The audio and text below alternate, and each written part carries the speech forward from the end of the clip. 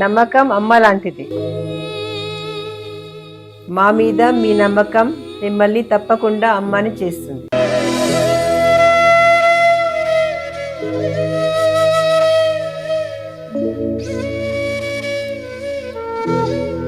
నేడు ఎంతో మంది మా మీద నమ్మకంతో అమ్మాయారు.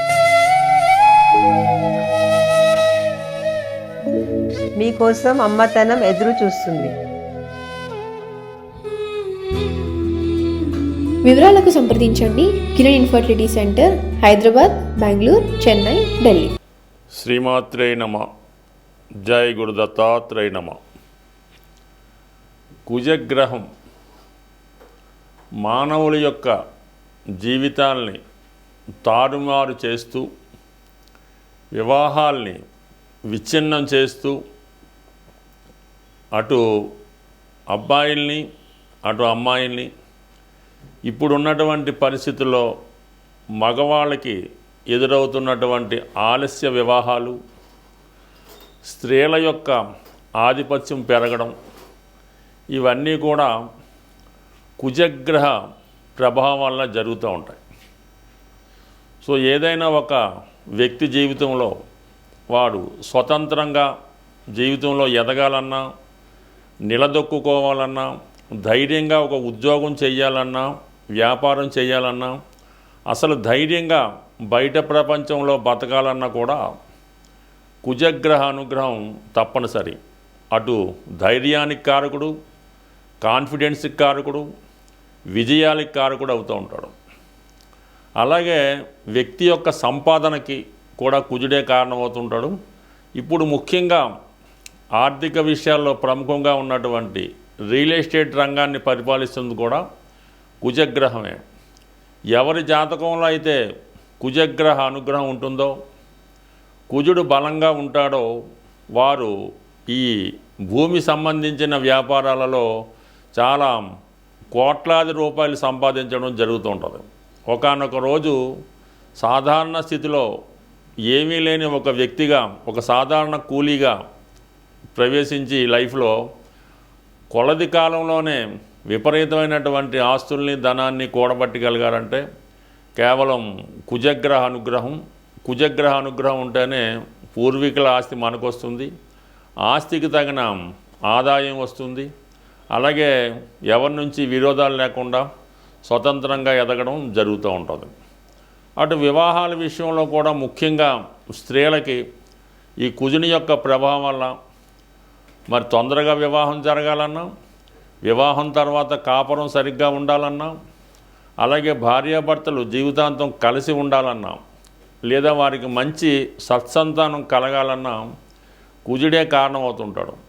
ప్రధానంగా ఎవరి జాతకంలో అయినా సరే, స్త్రీలు కానీ పురుషులు కానీ ఇప్పుడు అందరూ ఒకటే కాబట్టి కుజుడు బలంగా ఉంటేనే వారి జీవితం, లైఫ్ సక్సెస్ఫుల్గా ఉండడం జరుగుతూ ఉంటుంది.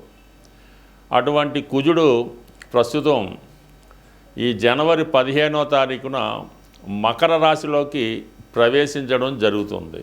అంటే మకర రాశిలో ప్రత్యేకత ఏంటంటే, మకర రాశిలో కుజుడు చాలా బలంగా, అంటే ఉచ్చస్థితిలో ఉండడం జరుగుతూ ఉంటుంది. ఈ ఉచ్చస్థితిలో ఉన్నప్పుడు కుజుడు అత్యంత బలవంతుడై ఉంటాడనమాట. ఇది ఎప్పటి వరకు? ఫిబ్రవరి 23వ తారీఖు వరకు అదే రాశిలో సంచారం జరుగుతూ ఉంటుంది. సుమారుగా 48-49 రోజులు, అటు ఇటుగా 50 రోజుల సంచారంలో కుజుడు ఈ స్వక్షేత్రంలోకి వచ్చిన, ఉచ్చక్షేత్రంలోకి వచ్చిన ఈ పంచమహాపురుష యోగాల్లో రుచిక మహాపురుష యోగం అనే ఒక యోగాన్ని యాక్టివేట్ అవుతుంది. ఈ రుచిక మహాపురుష యోగం ఎవరి యొక్క జన్మజాతకంలో ఉంటుందో వారు ఏ స్థాయిలో పుట్టినా, ఎక్కడ పుట్టినా కానీ వారి యొక్క లైఫ్ అద్భుతంగా విజయం వైపు వెళ్తుంది. అటు రాజకీయాల్లో రాణించాలన్నా, పోలీస్ డిపార్ట్మెంట్లో రావాలన్నా, యూనిఫారం వేసుకున్నటువంటి ఏ ఉద్యోగం చేయాలన్నా, చివరికి ఒక క్రమశిక్షణతో మెలగాలన్నా కుజుడు యొక్క బలం జాతకంలో తప్పనిసరిగా ఉండవలసింది. అటువంటి కుజుడు ఉచ్చస్థానంలోకి రావడం వల్ల ఎవరైనా సరే ఈ జనవరి 15 నుంచి ఫిబ్రవరి 23వ తారీఖు మధ్యలో ఎవరైనా ఇప్పుడు ఈ సంవత్సరం 2026 సంవత్సరంలో ఈ సమయంలో జన్మించినట్టుంటే వారి జాతకంలో కుజుడు చాలా బలంగా ఉంటాడు. ఈ సమయంలో జన్మించినటువంటి సంతానం వల్ల వాళ్ళ తల్లిదండ్రులు కూడా అభివృద్ధిలోకి రావడం జరుగుతూ ఉంటుంది. ఈ పిల్లవాడు కూడా చాలా మంచి నాయకత్వ లక్షణాలతో తొందరగానే సంపాదించి తల్లిదండ్రుల యొక్క యోగక్షేమాలు చూసుకోవడానికి కూడా ఎక్కువ బలమైన అవకాశం ఉంటుంది. అయితే అందరూ అనుకున్నట్టు ఈ కుజదోషం వల్ల స్త్రీల జాతకంలో ఇబ్బందులు వస్తాయని, పురుషుల జాతకంలో ఇబ్బందులు వస్తాయని అనుకుంటారు. అది కొంతవరకు వాస్తవమే, కానీ అది వ్యక్తి యొక్క ప్రవర్తన ద్వారా, అతని క్రమశిక్షణ ద్వారా, అతని నడవడిక ద్వారా కుజుడిని వాళ్ళకి అనుకూలంగా మార్చుకునే అవకాశం ఉంది. ఏ గ్రహాన్నైనా కూడా పరిహారం ద్వారానో వ్యక్తిగతంగానో మార్చుకోవచ్చు. కుజుడు మరీ సులభంగా ప్రసన్నుడవడం జరుగుతూ ఉంటుంది. మీరు చేయవలసిందల్లా కుజుడికి అనుకూలంగా శారీరక శ్రమ, వ్యాయామం, అలాగే క్రమశిక్షణ, దుర్వ్యసనాలకి దూరంగా ఉండడం వల్ల కుజుడు ఏ స్థానంలో ఉన్నా మీకు పాజిటివ్గా మారి కుజుని యొక్క ఫలితాలు ఇవ్వడానికి సిద్ధంగా ఉండడం జరుగుతుంది. నవగ్రహాలలో అతి శీఘ్రంగా మీకు ఫలితాన్ని ఇచ్చే గ్రహం కుజగ్రహం. అటువంటి కుజగ్రహం అనుగ్రహం కోసం మరి ఏ రాశుల వారికి ఏ విధంగా ఉంటుందన్నది ఈ వీడియోలో క్షుణ్ణంగా వివరంగా తెలుసుకుందాం. అలాగే కుజుని యొక్క పరిహారాలు కూడా ఈ వీడియో చివరిలో తెలుసుకొని అందరూ విజయం సాధిస్తారని ఆశిస్తూ స్వస్తి. శ్రీమాత్రే నమః. తులారాశి వారికి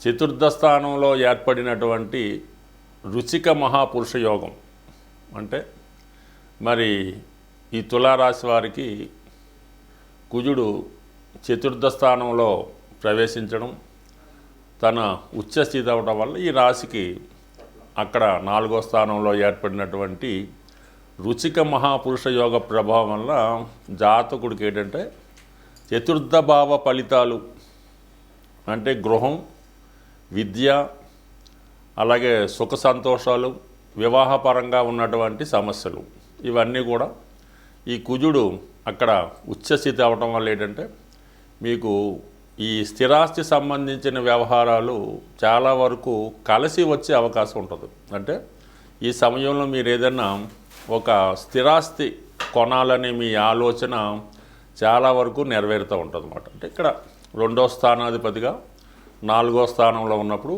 కుటుంబ అవసరాలకు మరి ఏదన్నా ఒక స్థిరాస్తి భూమి సంబంధించింది కానీ గృహం కానీ కొనే అవకాశం ఉంది. ఎస్పెషల్లీ ఈ తులారాశిలో ఉన్నటువంటి స్త్రీలకు ఏమవుద్దంటే వారి యొక్క భర్త గారికి మంచి హోదా రావడం జరుగుతూ ఉంటుంది. అంటే ఉద్యోగపరంగా కొంత అభివృద్ధి, కొన్ని కొత్త అవకాశాలు వారికి రావడం జరుగుతూ ఉంటుంది.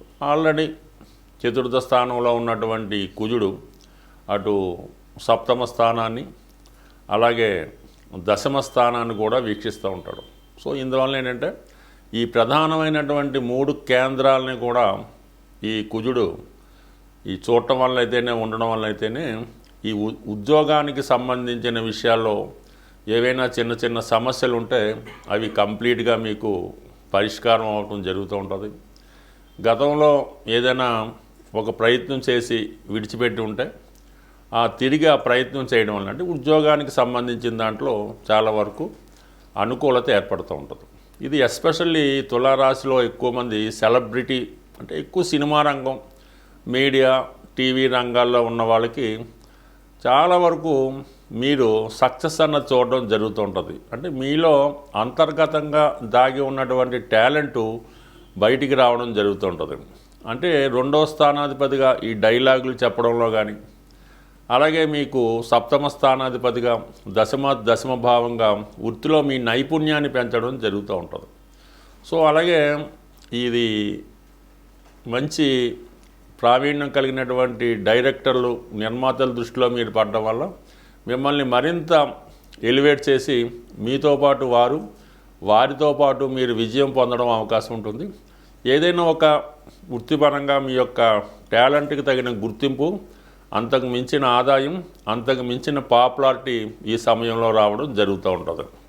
సో ఎస్పెషల్లీ ప్రభుత్వ సంబంధించిన ఉద్యోగాలు ప్రయత్నం చేస్తున్న వారికి కానీ, ప్రభుత్వంలో ఏదైనా పదవి కొరకు ఆశిస్తున్న వారికి ఒక నామినేటెడ్ పోస్టో, ఒక రాజకీయంగా ఒక పదవిలో ప్రవేశించాలనుకోవడం ప్రయత్నంలో అది కూడా నెరవేరడానికి అవకాశం ఉంది. ఎందుకంటే మీకు లాభాధిపతి రవి కూడా కుజుడితో కలిసి చతుర్థ స్థానంలో సంచరించడం జరుగుతుంది. అదే మన జనవరి 15 నుంచి మళ్ళీ ఫిబ్రవరి 14-15 వరకు అక్కడ సంచరించడం జరుగుతూ ఉంటుంది. ఇది ఒక విధంగా ఏంటంటే ఈ ప్రయత్నం 100% మీకు ఈ 2 అగ్నితత్వ గ్రహాలు చతుర్థ భావ సంచారం వల్ల మీలో ఉన్నటువంటి టాలెంటు పెరుగుతుంది, వృత్తిపరంగా హోదా లభిస్తుంది.